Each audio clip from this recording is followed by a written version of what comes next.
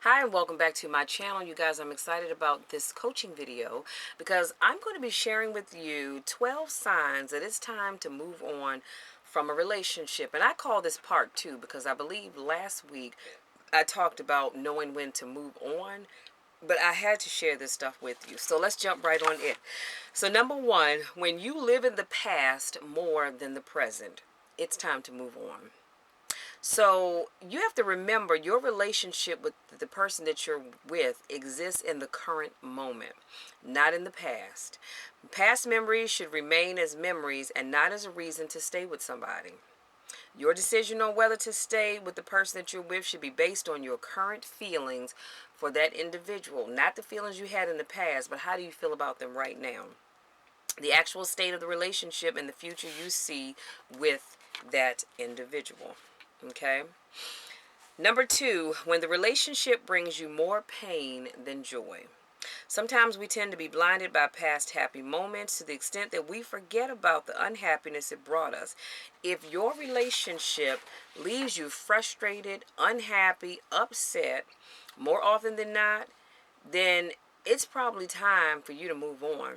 If your relationship is leaving you in tears every so often, then this isn't the right person for you, because the person that's really for you is not going to have you in tears. Okay, maybe tears of joy, tears of happiness, because you're laughing hard and you're crying, but you should never have tears in your eyes from someone that says that they love you. That is just not the right person for you. Number 3, when they expect you to change. The truest form of love is one that's unconditional. Let's say that again. The truest form of love is one that is unconditional. Okay? So if your other half shouldn't be sitting around expecting you to change unless it's for your well-being. Now, if you're doing something that's harmful to yourself or the people around you, yes, I can see them wanting you to change. If you smoke too much, if you drink too much, you drive too fast, I could see you changing, because those things are going to help benefit you and other people.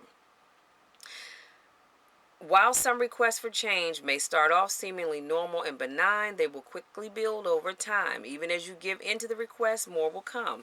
It marks the first step of him or her trying to mold you into their expectation of you rather than you growing into your own. So you've got to be careful of that. If you're dating someone and this person is always asking you to change who you are, the way you dress, the way you talk, the people you hang out with, what you drive, where you live, that's a problem. Because once they ask you to change that and you make that change, guess what? They're going to come back with something else. And when you make that change, it'll be something else and something else and something else. So you got to keep your mind open for that. If you have someone who is trying to change your everything about you, change you so much to the point where people that know you don't recognize you anymore, that's a problem, and you might need to move on. Number 4, when you stay expecting they will change. That's even worse. So the above applies for the other person as much as it applies for you. If you're staying in your relationship expecting the person to change, you are in this for the wrong reasons. Period, point blank. You are trying to change the person to fit your expectations rather than accepting him or her as the individual that they are. Even if the person does change, soon you will have something else that you want that you want to change. And the worst thing is, if the other person isn't careful, they will keep changing just to fit your expectations. And in the end, they'll end up being your shadow. So when I said number 3 was when you want people to change for you. But then in this one, number 4, it's about them changing so that they can please you, but they're not happy. Number 5, when you keep justifying their actions towards you. This is a big no-no. When we feel the need to justify an action, that means that we are uncomfortable with the action itself and we want to explain away the discomfort. The danger behind this is that the explanations are self-created and may or may not be true. If you're repeatedly justifying their actions, the relationship becomes built on your realizations rather than the reality. Likelihood is that you're living in your world of false assurances rather than the truth. Why do you want to live in false assurances and not the truth? I want to live in the truth. Actions ultimately speak louder than words. See, you can say one thing But if your actions don't line up with what you're saying, I'm done. That's just like dating somebody who can't seem to keep their hands to themselves. Y'all know what I'm talking about. Either you've been through or you know somebody that has, and you have that person who will tell you, baby, I love you. I can't wait to spend the rest of my life with you. But just as soon as they get mad at you, they get in the pimp hand, or whatever it is that they choose to hit you with, a stick, a belt, whatever. Now you just told me that you love me over here, but then you get mad because I don't do what you want me to do, and you're putting your hands on me over there. That's a no-no. That is a no-no. So you got it. Their actions speak louder than words. Watch their actions. Listen to what they say, but watch their actions. And if they're not lining up, honey, you need to move on. Number 6, when they are causing you emotional, physical, or verbal hurt. Physical and verbal abuse are definite no-nos. Y'all hear what I'm saying? They are definite no-nos. Now, I'm not saying, listen to me carefully, I'm not saying don't give them a second chance. It depends on the situation. Let me know, because I don't want to tell you, no, you need to stay. It depends on the situation. If you choose to give that person a second chance and they do it again, you better pack your stuff and hit that door so quick. There is no second, no third chances. It's just not. Because the person that loves you is not going to put their hands on you. They're not going to have you in tears. They're not going to hurt you physically, verbally, or emotionally. It's not going to happen. There is clearly something wrong if the other person abuses, hits, curses, and swears at you. No matter how they try to make up for it later, even if it may be the spur of the moment. The fact that they let it slip in that moment shows there is something deep inside of them that needs to be addressed. And I think I may have shared this with you guys. I'm not sure. But there was a time, only once in my life, that I actually lived with somebody. And I came in the night before because I worked my part-time job, my good government job. Then I went to my part-time job, and I came home. It was late. Jumped in the shower, got into bed. Next morning, got up, jumped in the shower, got dressed on my way to work. And we had a duplex apartment, so I'd gotten down to the bottom of the steps, and he was at the top of the steps. He was like, "Oh, really? You just gonna leave and not give me a hug?" I was like, "Oh, I'm sorry. I didn't want to wake you up." So, because he was off that day, I going back up the steps, gave him a hug, kissed me on the cheek. He said, "Have a great day." I said, "You too." And then just as I was getting ready to turn and walk away, the smile that was on his face turned into this horrible scowl. And he looked me in my eyes and he leaned in real close. He said, "Don't you ever leave out of here without saying goodbye to me." And next thing I know, me and my happy self went flying down those steps. And I couldn't wait till I got to the bottom so I could get up and get out of the apartment. It was horrible. I couldn't believe that had just happened. So by the time I got to work, and my right thigh was killing me.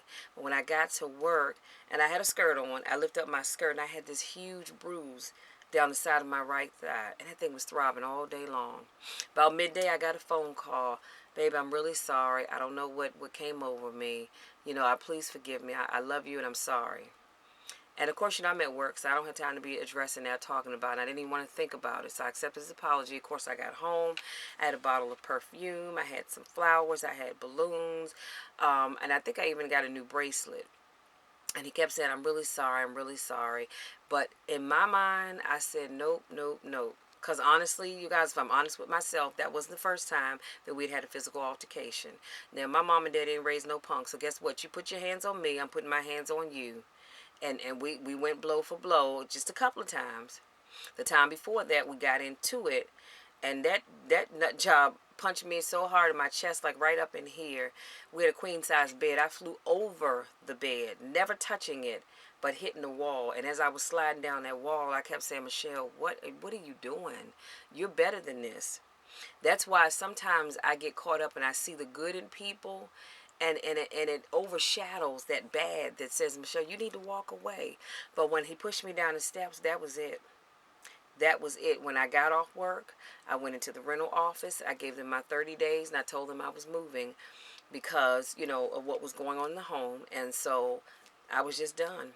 And the lady said, "No problem, Miss Arnold." She did all my paperwork. And so later on that night, I told him, I said, "Look, I'm moving." He goes, "Well, why?" I said, "Because I'm tired. I can't deal with this anymore. I am not the one. I'm not cut out for this."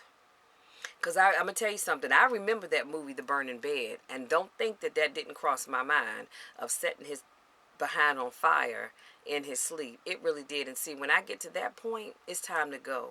And then I think that not the incident where he pushed me down the steps, but the last one, my daughter happened to be home, and I don't know if she saw it or heard it. Girlfriend went to the kitchen and got the sharpest knife we had. And I think she was going to cut him up 10 ways from that particular moment. And that's when I said, nope, nope, nope, can't do this.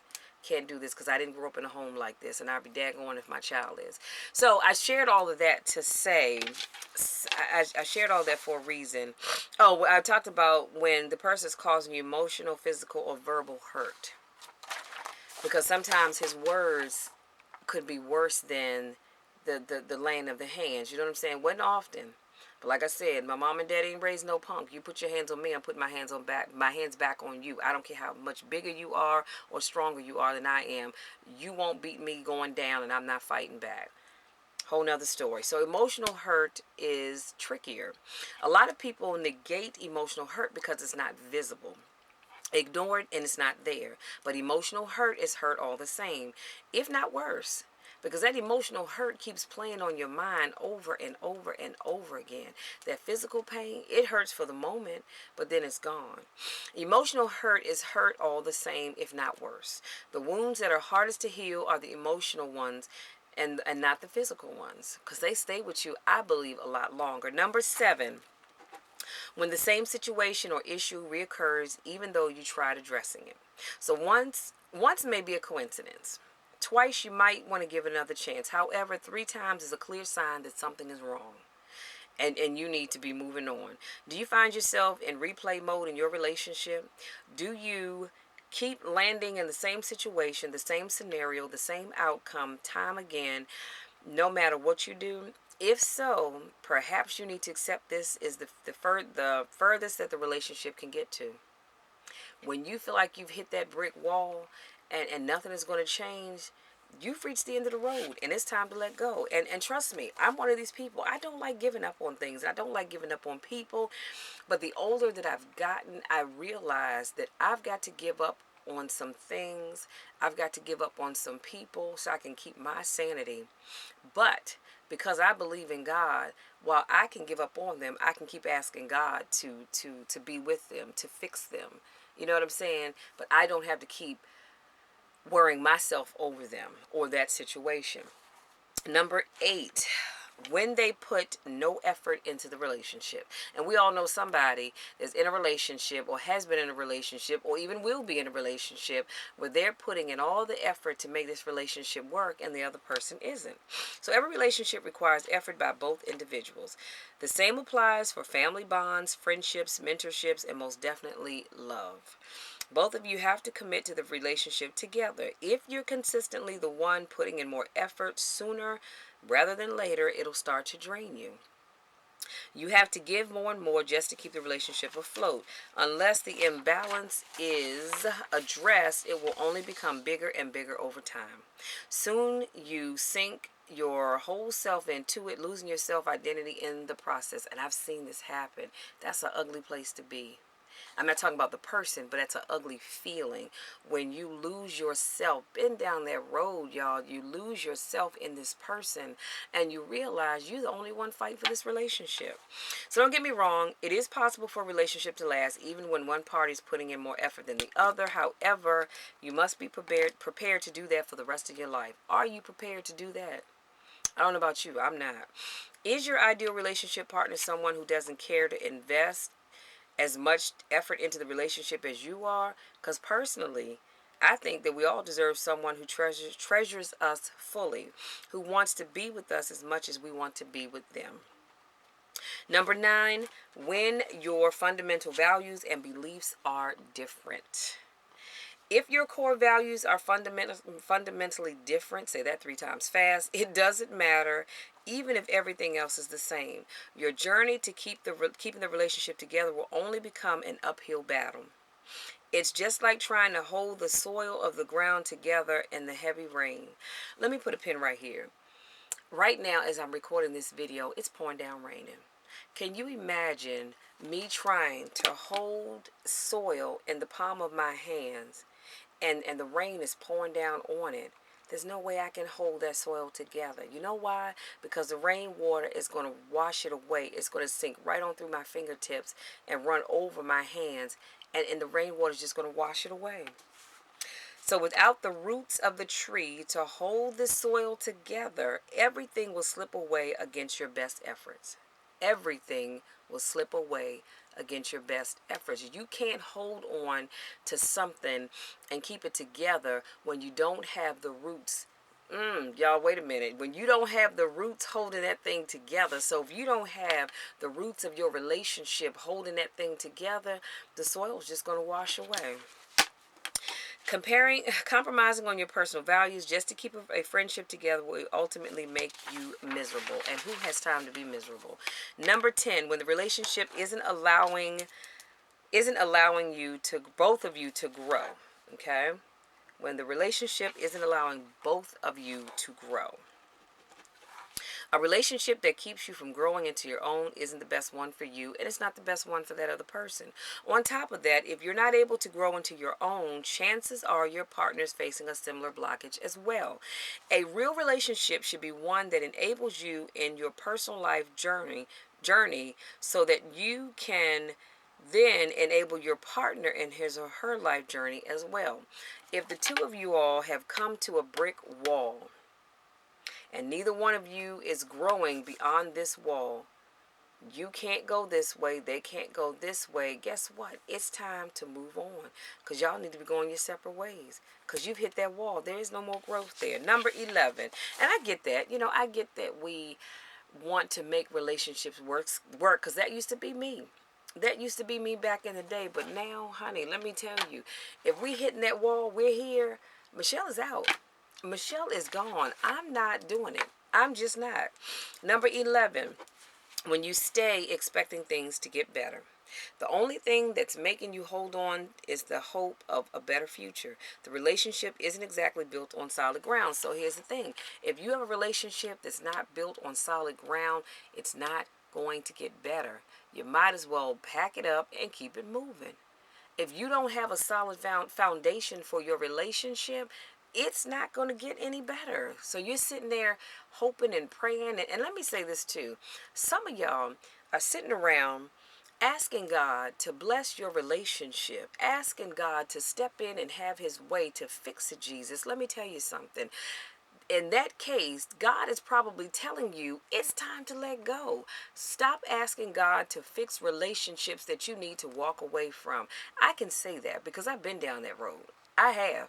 And I mean, prayed without ceasing to keep a relationship that God was saying, no, Michelle, I need you to remove yourself from that relationship because I got something better for you. And you keep asking me to fix this relationship? No, ma'am. No, ma'am. I'm trying to get you to see I'm ignoring you. Not because I'm mad at you. I'm ignoring you because I love you and I got something better over here. But you got to let this go. Stop asking me for this because I've got better over there. Okay, I got caught up. So when you stay expecting things to get better. And number 12, when neither of you feel the same way about each other. So things change, people change. And if the feelings are no longer there, it's time to move on. Simple, simple, simple. Things change, people change. If the feelings aren't there, it's time to move on.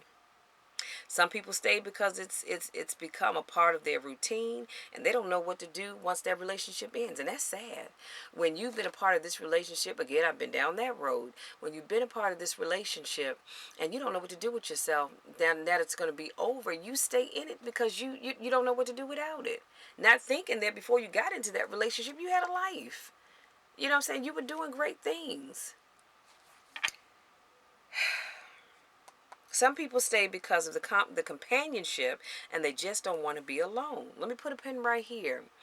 You are never alone. Even when I'm in my house by myself, I am never alone. And that's because I serve a God that is with me always. So I'm never alone. And guess what? There's a difference here. You may be alone, but you don't have to be lonely. Again, if I was sitting in this house right now, which I'm not, my mom's downstairs, but if I was in this house right now by myself, I'm not alone. I'm in my room. I'm alone here in my room recording this video, but I'm not lonely. You see what I'm saying? Stop staying in relationships because you're afraid to be alone. A relationship without mutual feelings is like a body without a heart. Y'all, this is powerful. I couldn't wait to share this with you. A relationship without mutual feelings, that means you and that other person, y'all have a mutual understanding, a mutual love and respect for one another, is like a body without a heart. If this body right here didn't have a heart beating inside of it, it would be useless. I wouldn't be sitting here doing this video for you. There's no soul or life in it. So if you no longer have feelings for the other person, staying in a relationship serves no real purpose. Let me say that again. If you no longer have feelings for the other person, staying in that relationship serves no real purpose at all. Just like a heart, not having a heart in this body, it serves no real purpose. And it serves no real purpose to either one of you. It's not just you, it's the other person. So just move on so that you can find something else better. You are better than that. You are better than that. Did you hear what I said? You are better than that. Stop staying in a relationship because you're afraid to be by yourself. You don't know what to do now that you're by yourself. You're not in a relationship. Move on so you can find something better. Because I promise you, if you move on, something better is waiting for you. But you can't get something better. Y'all know I like to do that analogy. I'm going to use this orange highlighter. As long as I have this orange highlighter, let me use both hands. As long as I have this orange highlighter in my hands like this, guess what? I'm not available for whatever else is coming my way. You see what I'm saying? I have this orange highlighter in my hands. But if there's another blessing that's standing in front of me, I can't receive it. You know why? Because my hands are full. So I want to encourage you, let go of the dead weight. Keep your hands empty. Keep your hands open to be able to receive something better. And I'm going to end with this quote, and I promise I'll let you be. There are things that we never want to let go of. People we never want to leave behind. But keep in mind that letting go isn't the end of the world. It's the beginning of a new life. And that's by an unknown author. Can I say that one more time, y'all? There are things that we never want to let go of, people we never want to leave behind, but keep in mind that letting go isn't the end of the world. It's the beginning of a new life. That's all I have, you guys. Let me do a quick recap, and I promise I'll let you be.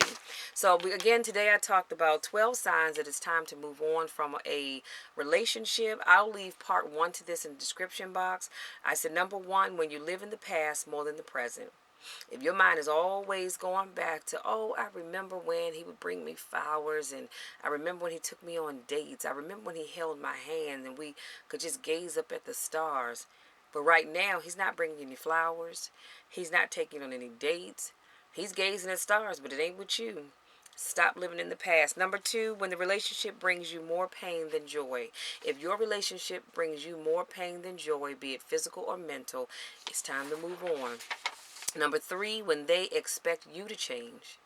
They don't see their flaws, but they expect you to change.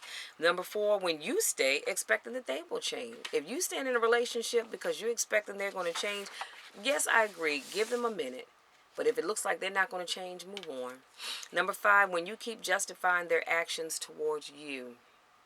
Stop justifying their actions. If they treat you like crap, don't justify it. I don't ever want to hear you say, oh, well, I know my man or my woman loves me. They just work hard, and all I had to do was have dinner prepared. All I had to do was pick the kids up from daycare. Stop justifying their actions. They did and said what they did because of who they are, not because of you. Number 6, and even if it was because of you, nobody deserves to be mistreated physically or verbally. Number 6, when they are causing you emotional, physical, or verbal hurt, it's time to let go. Because I done told you before, put your hands on me, we're going to have problems. We will have problems because my mom and dad ain't raised no punk. And I didn't raise my daughter to be one either. Keep your hands to yourself, everybody. Number 7, when the same situation or issue recurs, even though you tried addressing it, we've talked about it, nothing has changed. We talked again, nothing has changed. Third time's a charm. We talked about it again. Nothing's changed, so now it's time for me to move on.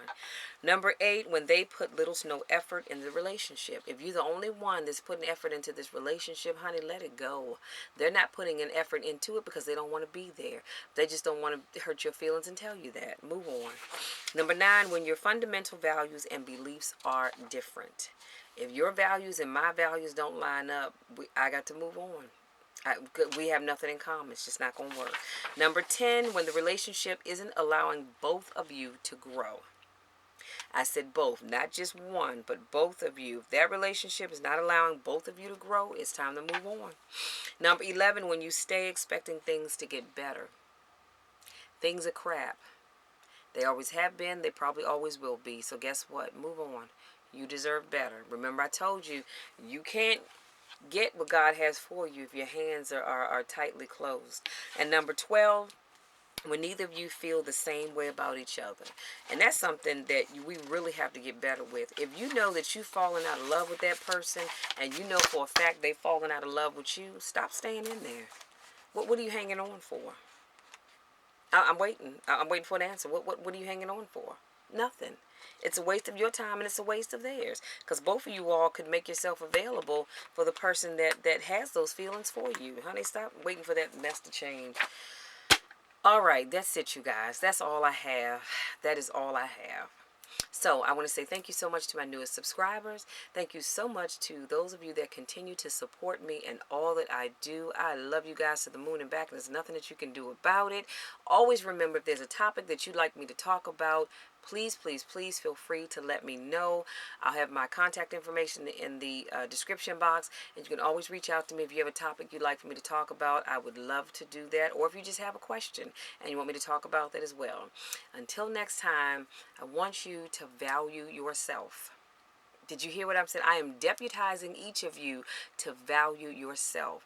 Never let anybody bring you so low that you will accept anything, because you're better than that. You deserve the best of the best. You are kings and queens. We are kings and queens of the Most High. So you deserve nothing but the best. And don't ever allow anybody to step to you with nothing but the best. Until next time, take care.